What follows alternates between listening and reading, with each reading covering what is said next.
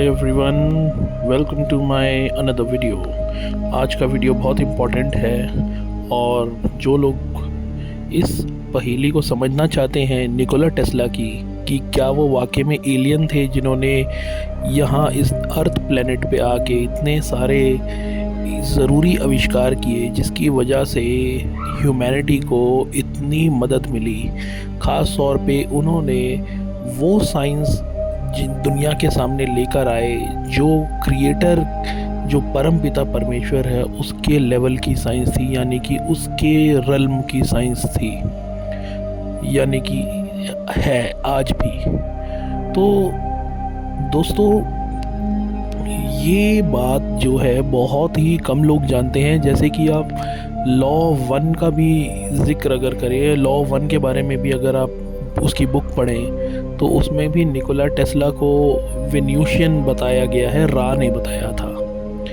अब उसमें ये मेंशन है कि वो वेन्यूशियन थे और वो वीनस प्लैनेट से थे और यहाँ पे आए थे ह्यूमैनिटी को सर्व करने। एंड कुछ लोगों का ये कहना है कि वो एक प्लेडियन थे, जो कि एक प्लेडियस प्लैनेट, प्लेडियस स्टार कॉन्स्टेलेशन की जो सिविलाइजेशन है उनको प्लेडियन बोला जाता है। तो वो ऐसा भी कहा जाता है कि ये एक प्लेडियन थे जो कि बहुत ही पॉजिटिव बीइंग होते हैं एंड ह्यूमैनिटी को हमेशा उनकी हेल्प करने के लिए कुछ ना कुछ उनके मन में प्लानिंग चलती रहती है कि कैसे ना कैसे करके ह्यूमंस जो वन इन्फिनिट क्रिएटर की तरफ अलाइंड है उनको कैसे ना कैसे करके स्पिरिचुअल हेल्प पहुंचाई। तो निकोला टेस्ला ने जो डिस्कवरीज़ की थी वो बहुत ज़्यादा बड़े लेवल की थी, जैसे कि रेडियो वेव्स फ्रीक्वेंसी वगैरह के बारे में जो वायरलेस टेक्नोलॉजी है वो सब निकोला टेस्ला लेके आए और ह्यूमैनिटी को उन्होंने ये सब प्रोवाइड कराया as a gift of one infinite creator. और इसके अलावा उन्होंने जो सबसे अच्छी डिस्कवरी करी थी स्पिरिचुअल लोगों के लिए वो था 369 नंबर, जो कि गॉड्स कोड है, जिसके बारे में मैं एक लाइव वीडियो कर चुका हूँ। आप मेरे लाइव सेक्शन में जाके उस वीडियो को ज़रूर देखिए और उसमें जो टेक्निक्स हैं वो आप यूज़ करेंगे तो आपकी लाइफ में कभी भी किसी चीज़ की कोई कमी नहीं होगी। जो आप चाहेंगे वो आपको मिलेगा। तो बढ़ते हैं टॉपिक पे वापस। तो ऐसा बहुत जगह कहा जाता है कि ये एक एलियन थे। तो क्या वाकई में एलियन भी इंटरेस्टेड होते हैं ह्यूमंस की हेल्प करने के लिए? क्या ये बात सच है? देखिए दोस्तों, एलियंस नाम का जो शब्द है वो झूठा शब्द है। एलियन का मतलब होता है अलाय, लेकिन एलियन जो आज की मेन स्ट्रीम मीडिया जिसको कहती है वो होते हैं कुछ नेगेटिव एंटिटीज़ वाले एलियन, यानी कि आउट ऑफ प्लैनेट के, हमारे जो प्लैनेट है उससे दूर रहने वाले कुछ अलग सिविलाइजेशन कह लीजिए, या तो उनको डिमोनिक एंटिटी भी कह सकते हैं जो ज़मीन के नीचे रहती हैं, हेल में, ऐसा भी कई जगह बोला जाता है।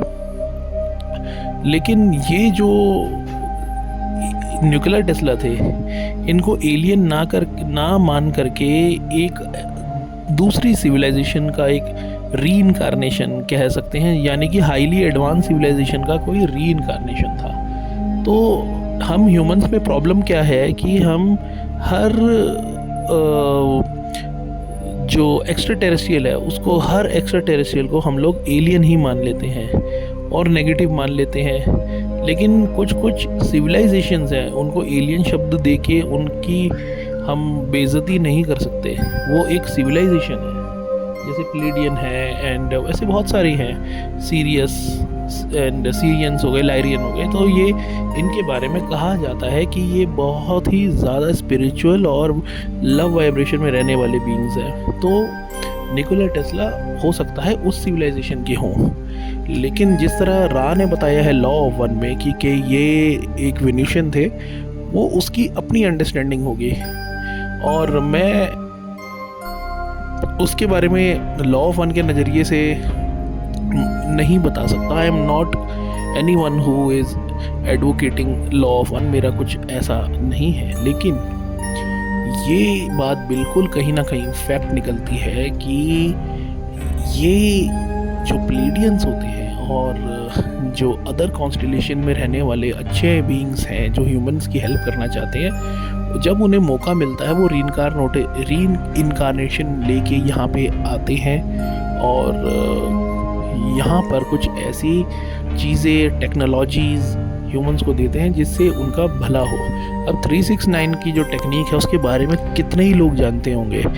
ये नंबर गॉड्स कोड है और इतने कम लोग इसके बारे में जानते हैं जो कि स्पिरिचुअल है। लेकिन मोस्टली लोग क्या है, जो मेन स्ट्रीम में दिखाया जाएगा उसी के बारे में बात करते हैं। मेन स्ट्रीम में आपसे ये नहीं कहा जाएगा निकोला टेस्ला एक एलियन थे, लेकिन जब हम पूरी रिसर्च करते हैं तब हमें जो फैक्ट्स निकल के आते हैं वो ये बताते हैं कि वो एक एलियन थे।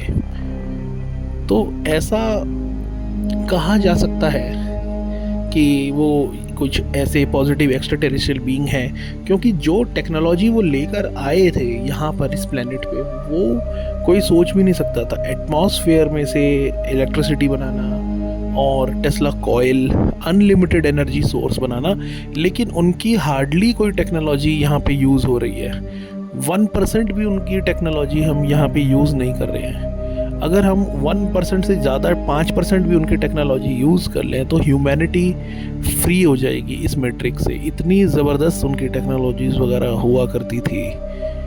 लेकिन आज के ज़माने में प्रॉब्लम क्या है कि जो टेक्नोलॉजीज़ अभी हमारे पास हैं या हमारे ऊपर थोपी गई हैं वो ही हमारे लिए प्रॉब्लम क्रिएट कर रही है। पोल्यूशन करना वगैरह ये सब चीज़ें होती हैं और उनके लिए जो है बहुत सारे रिसोर्सेज भी चाहिए होते हैं, जिसमें नेचुरल रिसोर्सेज भी तबाह हो जाते हैं, काफ़ी सारे जंगल्स वगैरह भी काटे जाते हैं। फिर ये एक प्रॉब्लम होती है। और फ्यूल उनके लिए चाहिए होता है तरह तरह के, जैसे ऑयल चाहिए होता है एंड लिथियम, बहुत सारी चीज़ें आ जाती हैं जो अर्थ पे मिलती हैं, लेकिन उनसे जो है पॉल्यूशन होता है। लेकिन अगर हम निकोला टेस्ला की ये टेक्नोलॉजी यूज़ करें तो बहुत बेनिफिट हो सकता है इंसान को। और बेनिफिट भी इस तरह का हो सकता है कि जिसमें आपको अपनी जेब से 1 रुपया भी खर्चने की ज़रूरत नहीं पड़ सकती। पैसे हमारे पास उनकी कोई वैल्यू नहीं रहेगी फिर हमारे पास, अगर उनकी टेक्नोलॉजी हमारे हाथ लग जाती है निकोला टेस्ला की।